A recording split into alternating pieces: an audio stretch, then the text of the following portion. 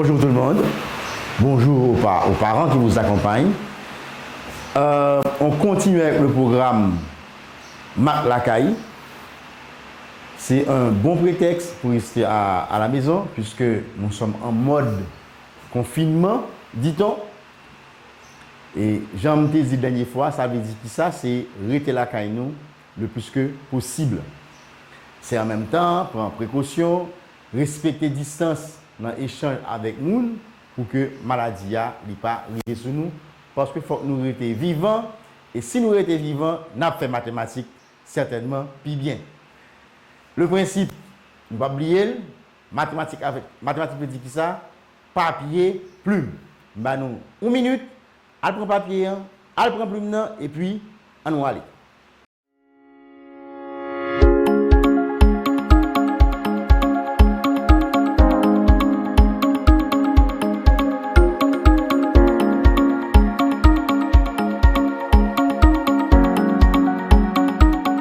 Alors, ce matin, dans Math la Caille, on va étudier, on va revoir ensemble les droites parallèles. Pourquoi il est important, il est utile de revoir les droites parallèles? Parce que, tout simplement, les droites parallèles, c'est comme une notion transversale en géométrie. Elles reviennent particulièrement dans l'étude de l'axiome de Thalès. Elles reviennent dans le théorème des milieux. Évidemment, elles reviennent aussi dans certaines démonstrations, comme par exemple démontrer que la somme des angles intérieurs d'un triangle est 180 degrés. Donc, les droites parallèles, elles sont vraiment présentes, elles sont partout. Elles sont partout, mais elles sont dans la rue. Vous les rencontrez tous les jours, les droites parallèles, non? Ah ben oui. Évidemment, on va imaginer qu'on a des rues bien tracées. Quand vous considérez les trottoirs, voyez-vous, par rapport à la chaussée, les deux trottoirs se regardent l'un et l'autre. Les deux trottoirs, en fait, représentent quoi? Les deux trottoirs, si nous disons que cet espace ici est la chaussée. Et on va considérer ces deux comme étant trottoir 1 et trottoir 2. Donc ces deux trottoirs sont parallèles. Imaginez maintenant que cette rue va à l'infini. Donc, qu'est-ce qu'on pourra noter? Que à l'infini, ces deux trottoirs ne vont jamais se rencontrer. Ainsi, quand nous disons droite parallèle, ce qu'on peut déjà retenir pour la définition, ce sont les droites, elles ne se rencontrent pas. Elles ne se rencontrent, disons jamais. Donc, entre deux droites parallèles, si j'appelle celle-ci D1, celle-là D2, l'intersection D1, D2 me donne l'ensemble vide. Donc, il n'y a pas d'intersection, ou du moins l'intersection est vide. Voilà ce qu'il faut déjà retenir quand nous disons droite parallèle. Ce sont des droites qui n'ont pas de point en commun, elles ne se rencontrent pas. Première chose. Et là, je vais effacer. Donc, on a la définition des droites qui ne se rencontrent jamais. Donc, je me reprends. Quelle est l'utilité? Pourquoi est-ce qu'il faut essuyer les droites parallèles? Parce que nous aurons à utiliser les droites parallèles quand il est question d'aborder l'axiome de Thalès. Quand il est question de considérer le triangle et toute la théorie concernant la droite des milieux, dans certaines démonstrations, etc., etc. Mais, comment tracer une parallèle? On l'avait déjà vu en 6e, en 7e année. Ah mais bon, pour tracer une droite parallèle passant par un point, si nous avons déjà cette droite T2 ou bien D2 déjà tracée, si maintenant je veux tracer une parallèle à T2 passant par A, je vais utiliser deux instruments, la règle et l'équerre. Quel est l'apport de chaque instrument? Avec l'équerre, je localise la position de la parallèle. Avec la règle, je conserve cette position. Donc, c'est important de voir les étapes dans cette opération. Qu'est-ce que je fais d'abord? Je tiens l'équerre. Il y a un côté de l'équerre qui me donne la position par rapport à laquelle nous voulons tracer la parallèle. Bon, une fois cette position trouvée, je viens avec la règle comme support. Donc, la règle, toute son utilité, me permet de conserver la position par rapport à cette droite. Et maintenant, je fais glisser le long de la règle, sans bouger. Voilà, je fais glisser, j'arrive en A. OK. Petite remarque. Quand vous voulez tracer par rapport à, il faut que vous voyez le point où vous voulez tracer. Je vais me reprendre. Je ne peux pas, par exemple, je vais reprendre l'opération. Ça, c'est le point A. Attention, mathématiques, c'est aussi une question de posture. J'ai la position. Vous n'allez pas, vous faites glisser, OK? Il faut dominer là où on va tracer. Je dois voir où je vais tracer. OK? Voilà. Ça me donne la direction. Évidemment, avec la règle, je prolonge et je vois quoi? Voilà. J'obtiens une seconde droite, une troisième droite alors. Je vais reprendre ça. Parce que ce n'est pas une vraie droite puisque il y a plusieurs niveaux. C'est pas bon. Voilà. OK. J'ai donc une droite D3 aussi parallèle à D2, D1. Et ça me permet, entre deux, de revenir sur une première propriété. D1 parallèle à D2, D2 parallèle à D3. On peut donc conclure quoi que D1 est aussi parallèle à D3. En d'autres termes, si deux droites sont parallèles, toute parallèle à l'une est aussi parallèle à l'autre. Voilà une première propriété concernant les droites parallèles. Je reviens.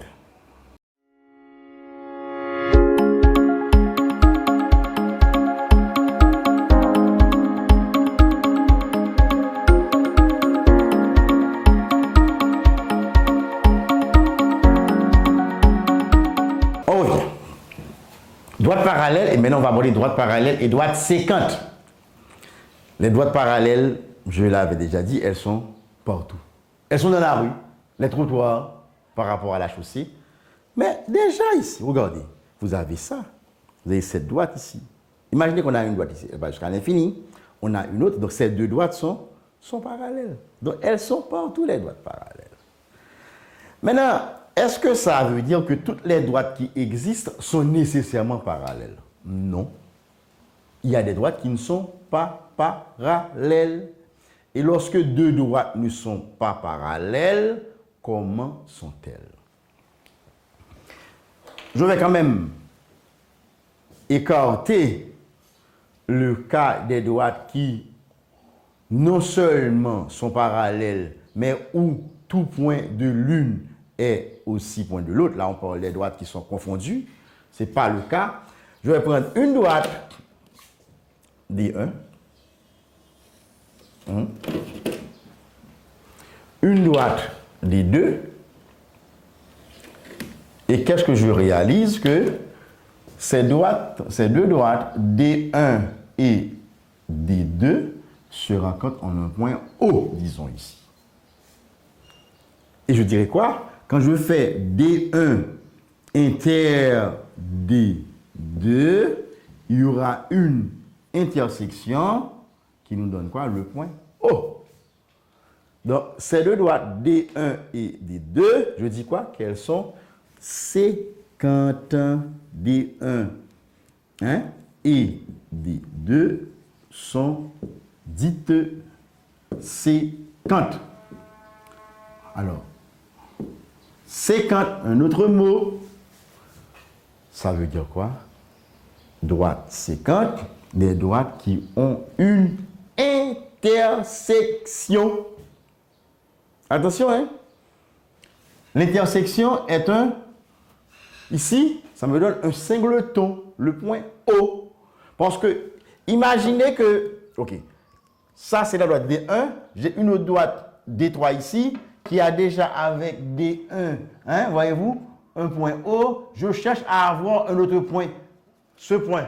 Je cherche à avoir ce point comme autre point en commun avec D2, avec D1. Qu'est-ce qui va se passer? Eh bien, nécessairement, les deux droites vont se rencontrer, elle sera totalement confondue. Et elles deviendront alors des droites identiques. En d'autres termes, si deux droites ont plus deux points en commun, elles sont identiques. Donc, D1 identique à D3, ça veut dire quoi? Qu'elles sont pas à la fois parallèles et confondues. Ça, c'est extrêmement important. Les droites séquentes sont celles qui ont un seul point en commun. Et qu'est-ce que je réalise automatiquement?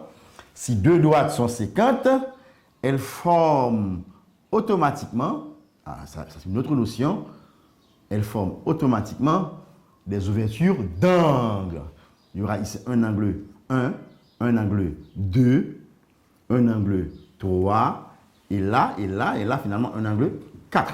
Donc, deux droites séquentes me conduisent automatiquement à quoi? À la réalité des angles, des ouvertures d'angle. On va revenir là-dessus avec beaucoup plus de précision, mais déjà, je note que quand on parle de droites séquentes, il est question de droites qui ont un seul point comme point d'intersection. Et on va considérer un cas très particulier. Si vous avez fini, là je vais effacer. On va considérer un cas très particulier. Il s'agit de deux droites, de deux droites qui sont à la fois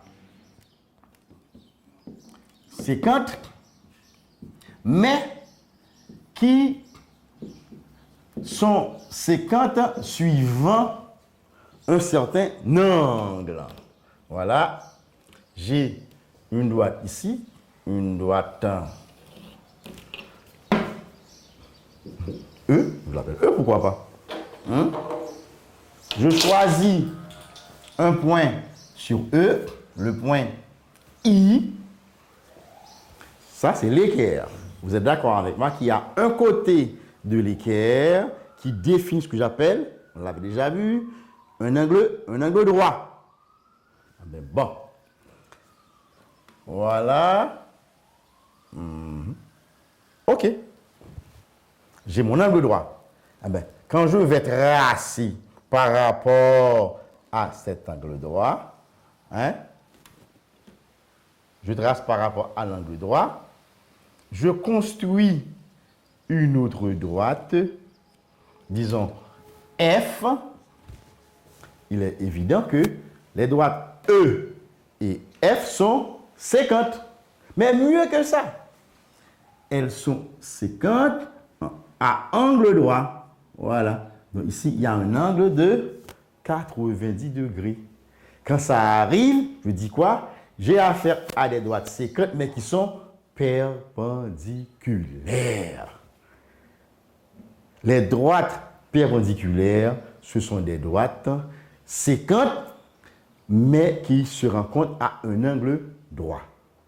Et quel est le symbole que je vais utiliser? Je vais dire que E est perpendiculaire à F, ou encore F est perpendiculaire à E. Donc, deux droites perpendiculaires nous permettent d'arriver à quoi? À 4 angles perpendiculaires, comme ça. Droite à la fois séquente et perpendiculaire.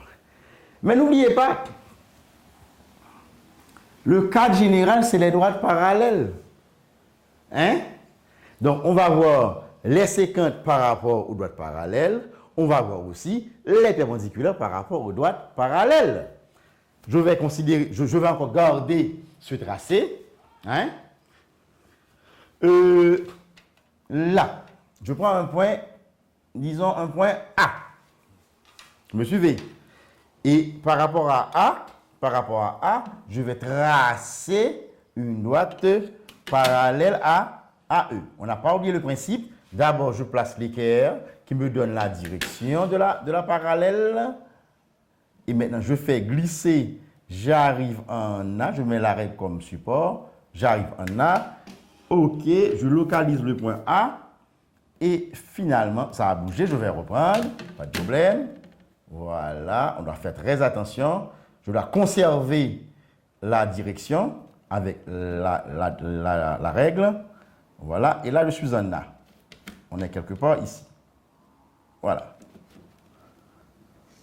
OK. Donc, j'ai réalisé une droite. Hein?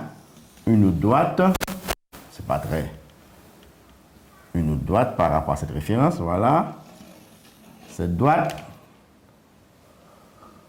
Disons qu'on a ici le point A. Donc, j'ai une droite, disons H, passant par A et parallèle à E. Donc, qu'est-ce que je peux dire comme propriété nouvelle? Donc, c'est vrai, E est comment? Est parallèle à H. En A, E parallèle à H. Mais j'avais avant quoi? J'avais E perpendiculaire à F. Qu'est-ce que je peux conclure? Si E est parallèle à H et si E est perpendiculaire à F, donc je peux déjà dire quoi? Que les droites F et H sont aussi perpendiculaires. Donc, F est donc perpendiculaire à H. Qu'on va formuler comment? Si deux droites sont parallèles, ici, les droites E et H sont parallèles, la droite AF, la droite F qui était perpendiculaire à E, est aussi perpendiculaire à la droite H. Deux droites parallèles, E et H, ah ben, si F est perpendiculaire à E, F est aussi perpendiculaire à H. Donc, deux droites parallèles, en d'autres termes, sont coupées par une même droite perpendiculaire. Aussi simple que ça. Donc, une deuxième propriété. Là, je vais encore effacer. On va aborder autre chose. Donc, mais toujours, le cadre général, il est question de droite parallèle. On ne va pas l'oublier. Bon. On a vu droite parallèle, des droites qui ne vont jamais se rencontrer, qui ont une intersection vide. On a vu droite séquente, des droites qui ont un seul point d'intersection. vais prendre d'abord deux droites quelconques.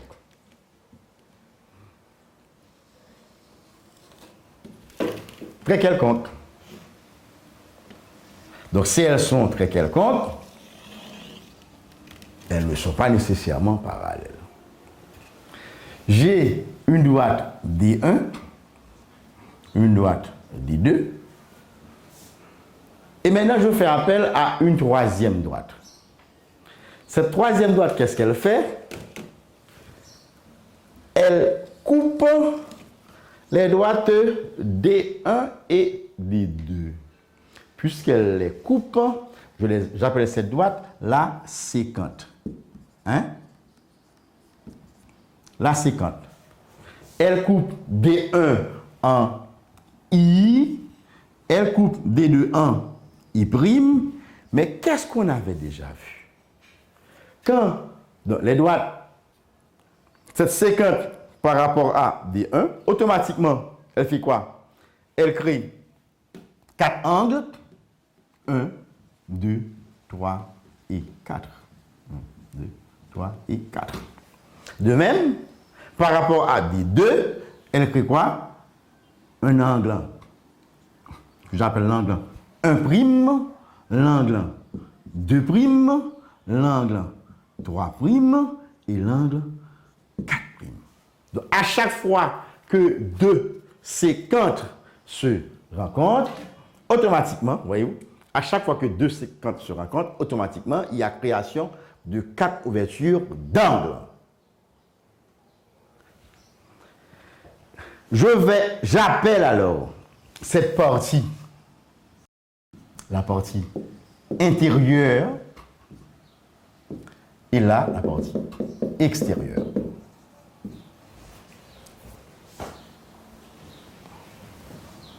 Vous êtes d'accord avec moi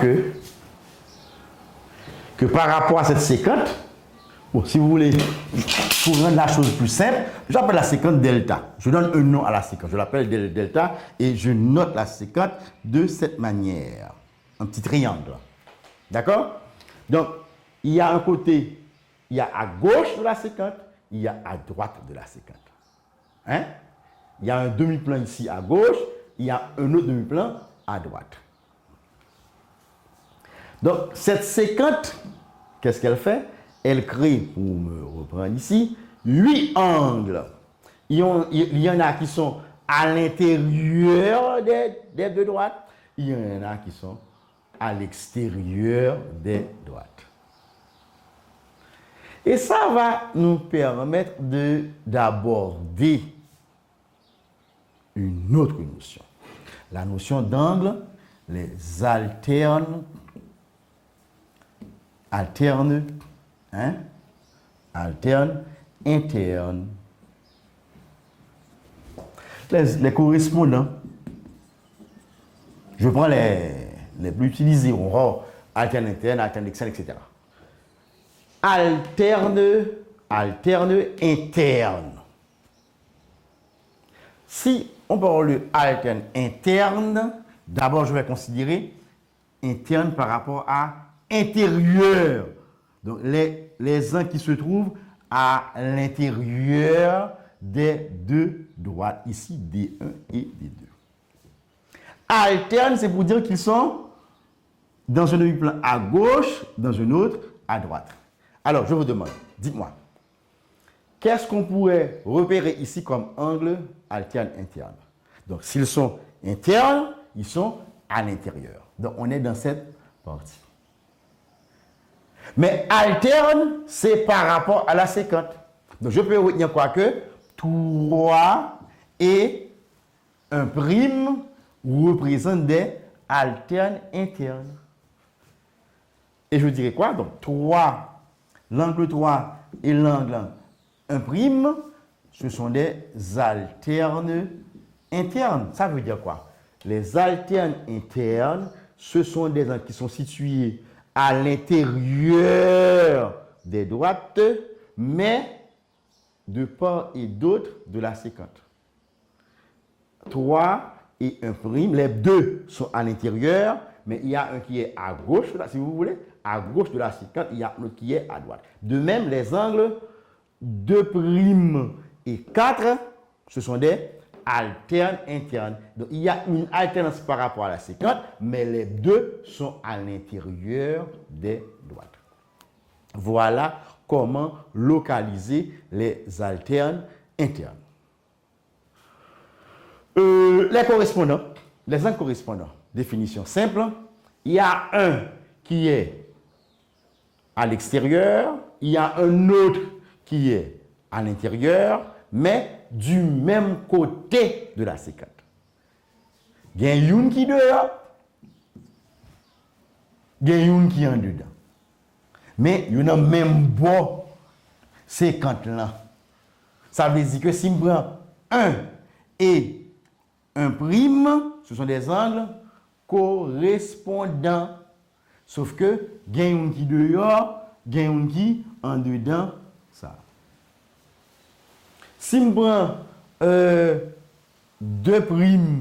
et 2, il y a le même côté dans ces séquence là, mais une en dedans, une dehors.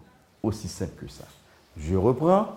Les alternes internes sont situées à l'intérieur des droites, mais de part et d'autre de la séquence. Et ça fait yo alterne interne. Les correspondants sont situés comment? Du même côté, il y a même box séquence là, mais une en dedans, une dehors. Aussi simple que ça. Mais nous sommes dans quel domaine?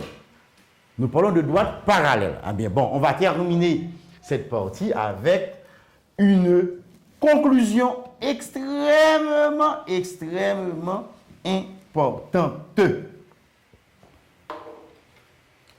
Donc, j'ai une droite.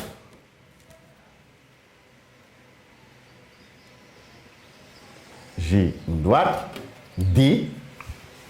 J'ai une autre droite. J'ai une autre droite D'. Je peux l'appeler ainsi, pourquoi pas? Hein? D'.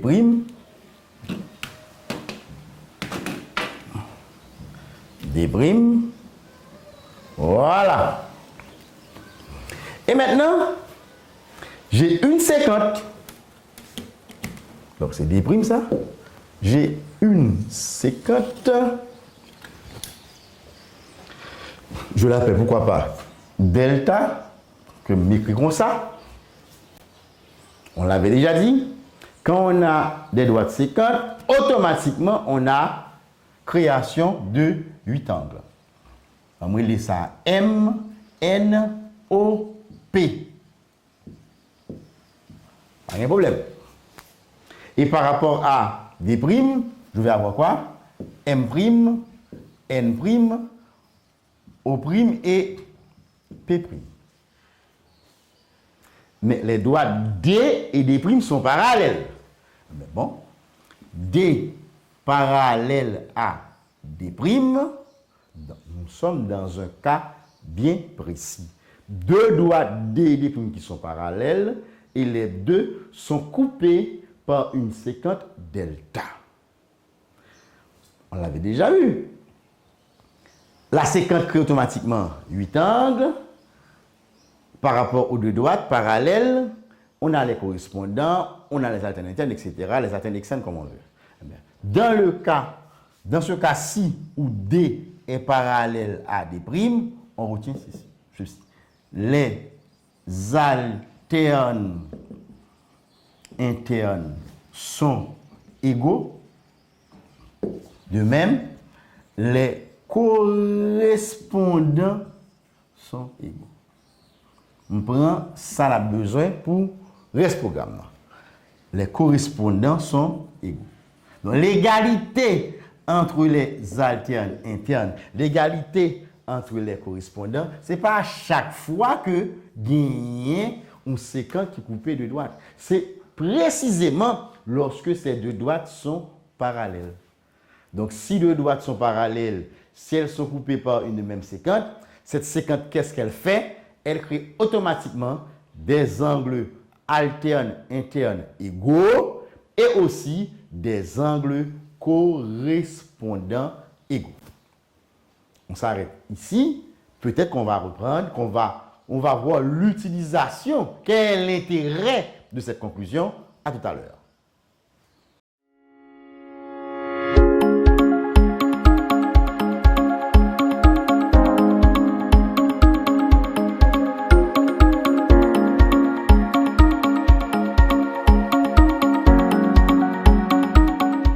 Démontrer que la somme des angles intérieurs d'un triangle est égale à 180 degrés. Démontrer que quoi? La somme des angles intérieurs d'un triangle. On n'a pas dit quel triangle. On a dit un triangle, il s'agit bien de triangle quelconque. Est égal à 180 degrés. Mais avant, je voudrais reprendre des notions déjà vues en classe. Ici, nous avons un théorème. Mais je l'avais déjà dit, un théorème, on l'admettra après démonstration. Contrairement à un axiome, contrairement à un postulat. Donc, les théorèmes, elles deviennent pour nous, entre guillemets, vérité après démonstration. Tandis que les axiomes, nous les considérons comme étant déjà une évidence. Nous admettons. Et là, peut-être nous rentrons dans toute discussion sur la question la foi. Il y a une question la foi qui n'est pas démontrée. C'est ou bien quoi ou bien pas quoi. On n'a pas même besoin de faire débat, parler en pile.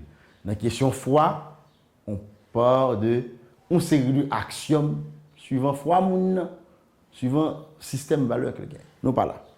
Mais en mathématiques, lors du théorème, il faut être capable de démontrer pour que le gain ça nous relève valeur de vérité. Mais c'est au fur et à mesure. On va utiliser des axiomes, des fois, qui déjà qu'on déjà prend comme étant ça qui est vérité. Et d'autres théorèmes pour démontrer un théorème, etc., etc. J'attire votre attention sur un autre aspect. On a dit un triangle. On n'a pas dit triangle isocèle, on n'a pas dit triangle équilatéral, on n'a pas dit triangle rectangle. Eh bien, c'est son triangle. Un triangle. Un triangle quelconque. On ne va même faire attention à qui mesure côté triangle là. Il dit mon triangle. Eh bien, ok. Ça veut dire, c'est un bagage qui est valable pour n'importe quel triangle. Un triangle, c'est tout à fait indéfini. Ok? On dit, moi, il est là, B, généralement, A. ABC. Bon, triangle, tout le monde connaît ça, c'est un polygone qui a 3 sur 23 côtés. Qui ça veut dire me démontrer? C'est ça, oui, en mathématiques. Il faut démontrer quoi? La somme des angles intérieurs. Donc, il faut commencer à identifier l'angle intérieur. Eh bien, il là. Moi, j'ai un angle petit a, je vais là. Moi, j'ai un angle petit b, je vais là. Moi, j'ai un angle petit c qui sont à l'intérieur du triangle. Démontrer ça. Ah ben bon, il faut démontrer quoi? Que l'angle petit a plus l'angle petit b plus l'angle petit c est égal à combien? Est égal à 180 degrés. 180 degrés, ça correspond à quoi? Ça correspond à un angle plat. C'est ça la question. Comment démontrer que A plus B plus C est égal à 180 degrés? Et ceci par rapport à n'importe quel triangle. Il dit un triangle. Un angle dit un triangle quelconque. Dans cette démonstration, j'ai la figure qu'on a au tableau. Attention, une figure, un schéma, ce n'est pas une démonstration. Un croquis, ce n'est pas une démonstration. C'est un support à la démonstration. Pour démontrer ça, je vais utiliser un artifice. Je vais prolonger. Pas gagner qu'empêcher de faire ça. Je vais prolonger. Puisque prolongement, n'est pas une figure au départ, je vais faire un pointillé.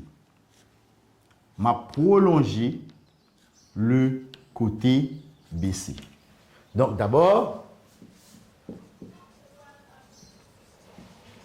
Prolongeons le côté BC, qui est un segment. OK? Disons que l'homme prolongé, là, à l'infini, arrivé à BX. Prolonger. Deuxième étape. Je vais mener une parallèle en C par rapport au côté BA. Donc, traçons la parallèle A, BA, passant par C. Aucun problème. Je peux le faire. Mais attention, puisque c'est nous-mêmes qui faisons cet artifice, quand vous tracez la parallèle, là encore, nous allons utiliser des pointillés. Parallèle ABC, l'équerre, nous démontrons déjà comment pour nous tracer un parallèle. Équerre la bonne position. Je mets la droite, l'arrêt comme support. Je fais glisser. OK, ciao. On est là. Espérez ces bonnes positions. N'espérez pas bouger trop. Voilà. Ça fait partie du jeu. Voilà.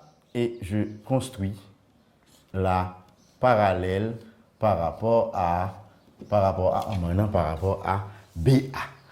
J'appelle cette parallèle, disons, CY, une demi-droite. OK? Et qu'est-ce qui arrive? Alors, je reprends. Ici, on a un angle A, l'angle C, l'angle B. Cette parallèle CY, qu'est-ce qu'elle fait? Elle crée automatiquement, disons, un angle M ici et un angle I. Avec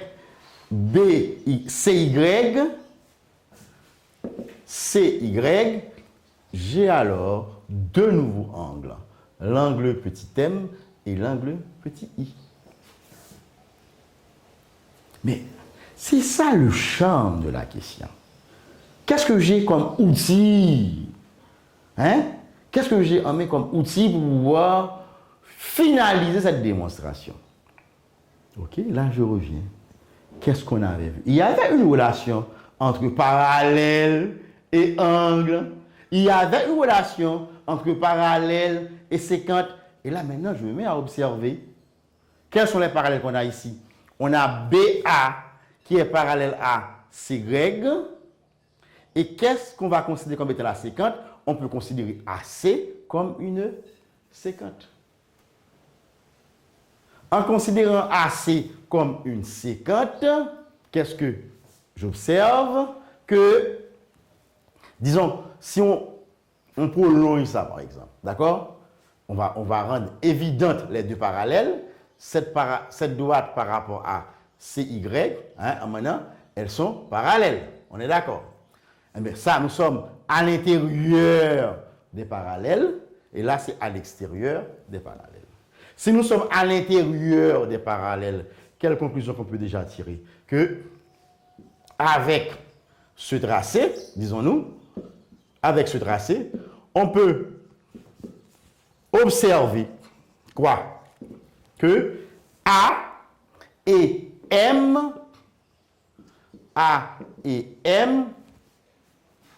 ils sont comment? Ce sont des correspondants, A et M. A et M sont deux angles correspondants. Non, ce sont des alternes internes, je veux dire. A et M, ce sont des alternes internes. La séquente est celle-ci. Les deux sont à l'intérieur. Donc, A et M, ce sont des alternes internes. Et puisque CY est parallèle à BA, je parle de ce A, etc. Donc, A et M sont égaux comme alternes internes. Première conclusion.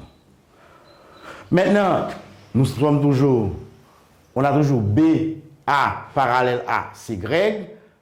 Que peut-on dire par rapport à BI, B et I? J'observe que les angles B et I sont égaux eux-mêmes comme correspondants. N'est-il pas vrai que B et I, il y a un qui est à l'intérieur et l'autre à l'extérieur. Du même côté de la séquente. Mais de quelle séquente? Cette fois-ci, c'est BX que je vais considérer comme étant la séquente. Ces deux parallèles, si je les prolonge, voyez-vous, sont coupés par la séquente BX. C'est BX qui est ma séquente. Donc, B et I sont situés du même côté dans ce demi-plan. Là, il y a le demi-plan 2. Donc, ma séquente, c'est BX. Donc, BX crée un angle B, un angle I comme étant deux angles correspondants. Ces deux, mais parallèles, BA en dedans, il y a deux yo. Donc, je dis quoi? B et I sont égaux comme correspondants. Donc, A égale à M, d'une part. B égale à I, d'autre part, comme correspondant, en considérant BX comme étant une séquente. Quand je fais CMI, on est d'accord, ça forme un angle droit, donc un angle de 180 degrés. Donc, CMI, par simple observation, voyez-vous, ça me donne, CMI me donne 180 degrés. On est d'accord? Maintenant, C est là, l'angle C. M était quoi? C'était l'angle. On avait M et A, deux angles égaux comme alternatives. Ah ben, je peux toujours remplacer M par A. De même, I, c'est quoi? C'est l'angle égal à B, I et B étant deux correspondants. Ah ben, je peux remplacer I par B. Et j'arrive à quoi? À démontrer effectivement la somme associative et commutative. Donc c'est exactement la même chose, que c'est vrai que l'angle A plus l'angle B plus l'angle C est égal à 180 degrés. Merci, à la prochaine.